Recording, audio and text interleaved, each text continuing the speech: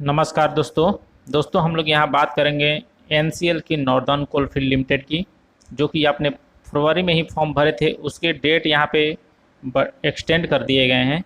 तो हम लोग यहाँ पे देखेंगे कि कौन कौन से फॉर्म जो पीछे भरे गए थे उसका डेट एक्सटेंड किया गया है, यहाँ पे अपलोड कर दिया गया है वेबसाइट पर। तो हम लोग देखेंगे यहाँ पे, देखिए रिक्रूटमेंट सेक्शन में जाने के बाद यहाँ पे जो माइनिंग सरदार का जो फॉर्म था और ओवर माइंस का, इसमें डेट बढ़ा दिया गया है। आप देख सकते हैं यहाँ पे कि 17 जुलाई से फॉर्म फिर से आप भर सकते हैं 23 जुलाई तक। यानी कि यहाँ पे आपको 6 दिन का और समय दिया गया है। यदि बहुत सारे ऐसे कैंडिडेट हैं जिन्होंने फॉर्म नहीं अप्लाई किया था, वो यहाँ से अप्लाई कर सकते हैं। 17 जुलाई से ही, आज से ही लिंक ओपन कर दिया गया है। और इसके बारे में हम लोग थोड़ा सा देखेंगे कि जो लोग अप्लाई नहीं किए हैं या इसके बारे में नहीं जानते हैं, वो लोग भी जान लें कि कैसे इसको अप्लाई करना है, सीट क्या है। और देखिए जो दूसरी वैकेंसी इसमें थी वो यहाँ पे HEMM की थी, ऑपरेटर की थी, ऑपरेटर ट्रेनी की थी, जो फरवरी में ही फॉर्म भरा गया था।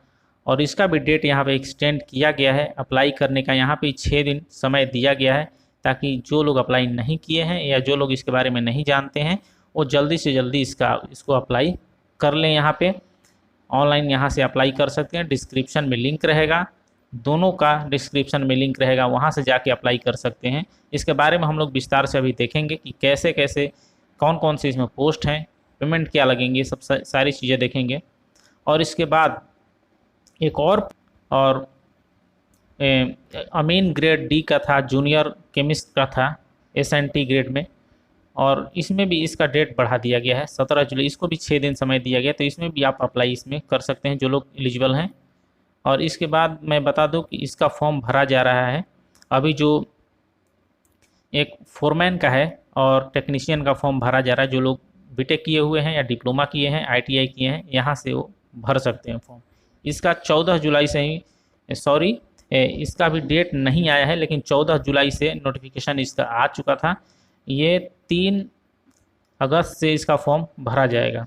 तो इसके बारे में यदि वीडियो नहीं आप जानते हैं, देखे हुए हैं, या नोटिफिकेशन पूरा डिटेल देखना चाहते हैं, तो यहाँ से आई बटन क्लिक करके आप वीडियो को देख सकते हैं। एक मैंने वीडियो बनाया है, इस पर पूरा नोटिफिकेशन इसका समझाया है, उसको आप देख सकते हैं।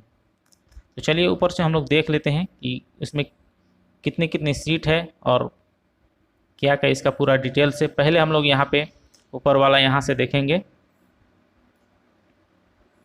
ये वाला। इसके बाद नीचे वाला देखेंगे। अब इसके बाद माइनिंग सरदार वाला जो है, ये यहाँ पे नोटिफिकेशन आ चुका है। इसमें 2 तरह की वैकेंसी है, एक तो माइनिंग सरदार की है और एक सर्वेयर की वैकेंसी है, जो कि एक ग्रेड B और ग्रेड C की वैकेंसी है। और यहाँ पे जो सीट दिए गए हैं आप देख सकते हैं। यहाँ पे माइनिंग सरदार के लिए SNT ग्रेड C के लिए यहाँ पे 88 सीट यानी 88 सीट दिए गए हैं टोटल। और इसके बाद सर्वेयर के लिए SNT ग्रेड B के लिए यहाँ पे 7 सीट है। और पेमेंट आप देख सकते हैं यहाँ पे दोनों के लिए पेमेंट। बेसिक पे स्केल यहाँ पे माइनिंग सरदार के लिए 31,852 रुपया है और सर्वेयर के लिए 34,351 रुपया दिया गया। इसके बाद हम लोग इसमें देखेंगे कि मिनिमम क्वालिफ़िकेशन माइनिंग सरदार में, यदि आपने माइनिंग से डिप्लोमा किया है तो आराम से इसमें अप्लाई आप कर सकते हैं। और यदि डिप्लोमा नहीं किया है तो आपके पास मैट्रिकुलेशन होना चाहिए, DGMS से आपको एक सर्टिफिकेट होता है, वो इशू होना चाहिए माइनिंग सरदार के लिए। और गैस टेस्टिंग आपने क्वालिफाई किया हो, फर्स्ट एड आपने क्वालिफाई किया हो तो अप्लाई कर सकते हैं। या नहीं तो आपने 3 साल का माइनिंग में डिप्लोमा किया है तो अप्लाई करेंगे। और आपके पास एक सर्टिफिकेट होना चाहिए DGMS से, जो कि कोल माइंस रेगुलेशन 2017 और any other certificate of mining. आप माइन से ये DGMS से एक एग्ज़ाम होता है जो वैलिड ओवरमैन का सर्टिफिकेट देते हैं, वो आपके पास होना चाहिए। इसके बाद गैस टेस्टिंग और फर्स्ट एड का सर्टिफिकेट मस्ट है दोनों में। यदि आपने डिप्लोमा किया है तो भी और नहीं किया है तो भी ये दोनों होना चाहिए आपके पास। इसके बाद सर्वेयर के लिए आपको मैट्रिकुलेशन के साथ साथ आपके पास सर्वेयर सर्टिफिकेट एक होना चाहिए,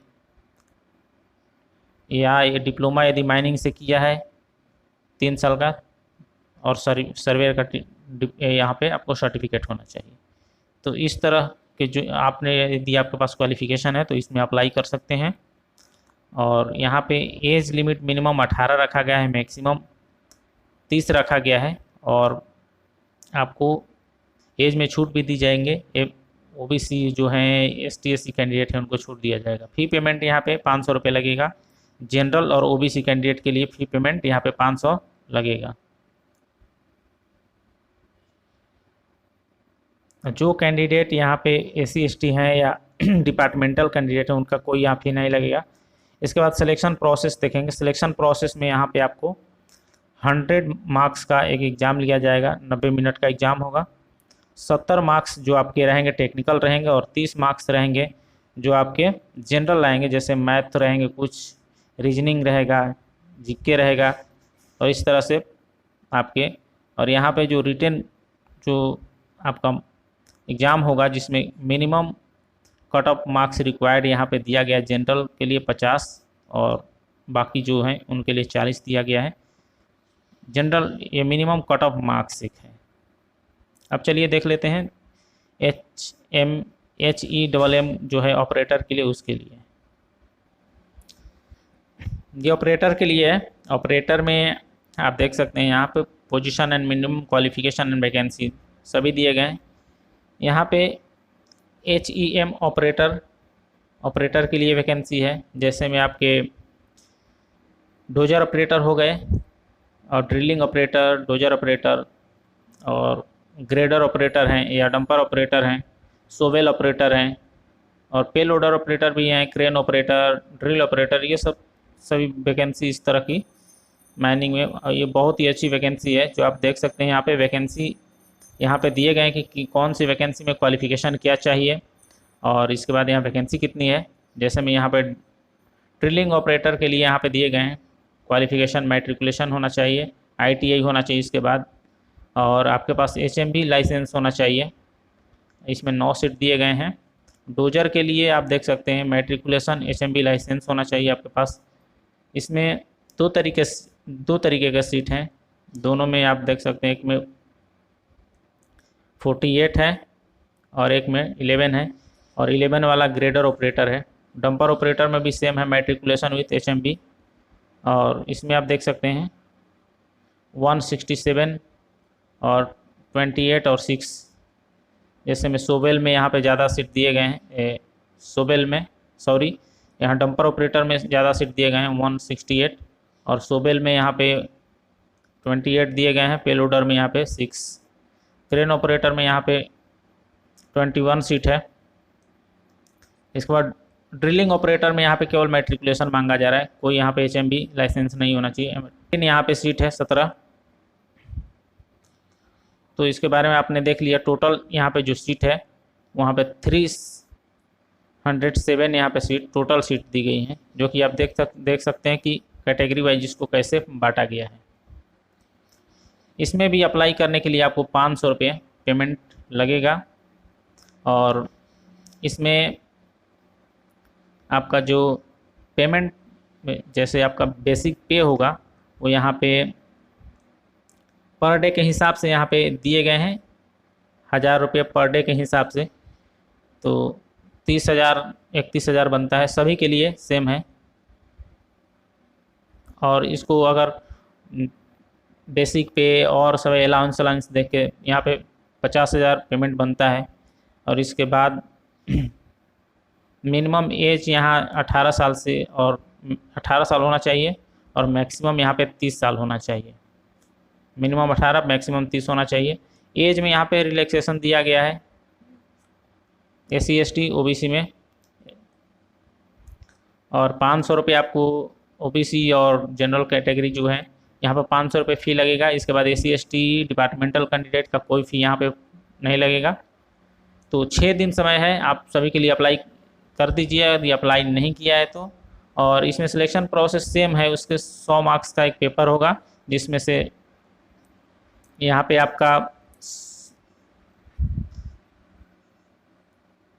आप देख सकते हैं यहाँ पे जैसे ऑल ऑपरेटर के लिए जितने भी यहाँ वैकेंसी दिए गए हैं उसे 100 मार्क्स का एक पेपर होगा, और जनरल में आपको 50 नंबर कट ऑफ पार करने के लिए, और SC ST OBC में 30-40% लाना है। जैसे ड्रिलिंग ऑपरेटर के लिए जो वैकेंसी है यहाँ पे, सॉरी ड्रैग लाइन ऑपरेटर के लिए, ड्रैग लाइन ऑपरेटर के लिए यहाँ पे 150 का आएगा, जिसमें से आपका 50 नंबर टेक्निकल पेपर भी इसमें ऐड किए गए हैं। ठीक है, तो इस तरह का सिलेक्शन प्रोसेस रहेगा।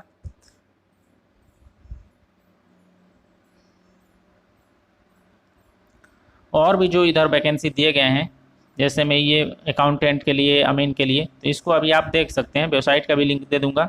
और जो लोग इसमें अप्लाई नहीं किए हैं जो, तो अप्लाई कर लें जल्दी से जल्दी।